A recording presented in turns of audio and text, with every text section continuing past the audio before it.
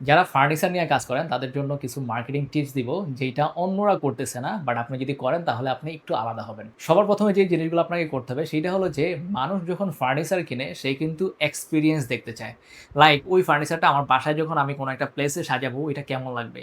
So আপনি যদি এই এক্সপেরিয়েন্স টুকু দেখাইতে পারেন তাহলে কিন্তু এইটা আপনার জন্য একটা প্লাস পয়েন্ট হয়ে যাবে। মানুষ কিন্তু তখন অনলাইনেই দেখেই ইমাজিন করতে পারবে যে আচ্ছা ঠিক আছে, এইটা যদি আমার ডাইনিং স্পেসে আমি বসাই তাহলে এটা এরকম হবে। এবং আপনি আরো যেই জিনিসগুলা করতে পারেন সেটা হলো যে, আপনি যাদের কাছে প্রোডাক্ট বিক্রি করছেন, আপনি তাদের বাসায় যান, একটা ট্যুর ব্লগ করেন। লাইক আপনি একদম যখন উঠবেন, আপনি ওইখান থেকে শুরু করেন যে, হ্যাঁ, আজকে আমাদের কাস্টমারের বাসায় আমরা যাবো।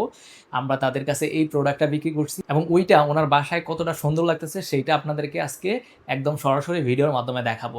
সো এই জিনিসগুলা যখন আপনি দেখাবেন তখনই কিন্তু আপনার অন্যদের থেইকা মার্কেটিং ওয়ে বলেন এবং সবকিছু আলাদা হয়ে যাবে। এইটা ছাড়াও আপনি বিভিন্ন ইন্টেরিয়র ফার্ম এর সাথে কোলাপস করতে পারেন এবং আপনি 3D ডিজাইন করে ওই জিনিসগুলোও কিন্তু আপনি দেখাইতে পারেন। সো এই টাইপের জিনিসগুলা নরমালি বাংলাদেশ মার্কেটে ফার্নিচার ব্র্যান্ড গুলা বড়, বড় কোম্পানি ছাড়া খুব একটা করতে দেখা যায় না।